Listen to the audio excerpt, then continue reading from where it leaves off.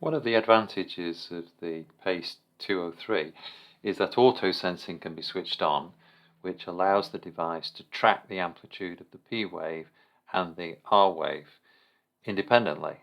And so as those amplitudes change, so it adjusts the sensitivity accordingly.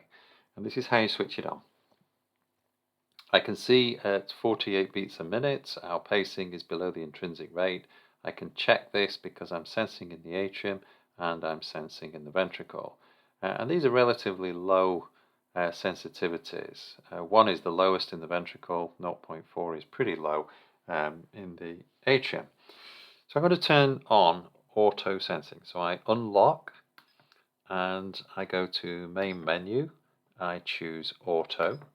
And at the bottom there is auto sensing. That's one of the choices here. So I press auto sense, and I can decide if I want to auto sense in the atrium and the ventricle, or the atrium or the ventricle. So I'm going to choose both, select them both on, and when I'm ready I press and hold, and it gathers about 10 seconds of information measuring the P wave and the R wave whilst it's doing so. So you can see there's quite a bit of variation in the P wave amplitude and the R wave amplitude. When it gets to the end, I'll just take my finger off and my auto sense is switched on. And I can tell straight away because it has the word auto by the side of my ventricular sense, and I can see that the number is changing. So it's changing and adjusting as the R wave changes.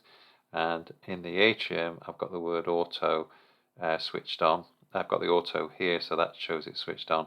And again, I can see my P wave is changing in amplitude, and the sensitivity in the atrium is adjusting accordingly.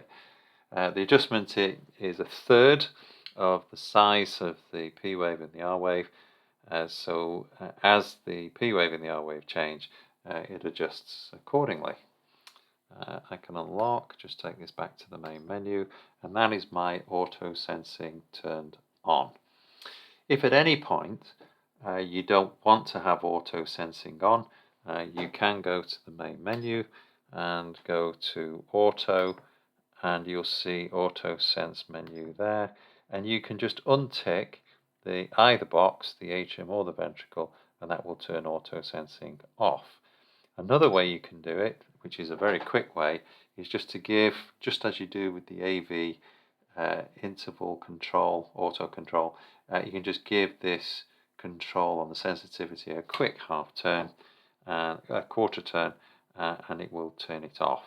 So now I can adjust this accordingly. So I've turned it off in the ventricle, I've left it on in the atrium, but you could do the same thing with the atrial sensitivity there. And that's auto sensing switched on, and I've shown you how to turn it off. It's a very safe mode of sensing. It allows any issues to do with undersensing and oversensing to be overcome, because it's constantly setting the sensitivities to 1/3 the value of the measured waveforms.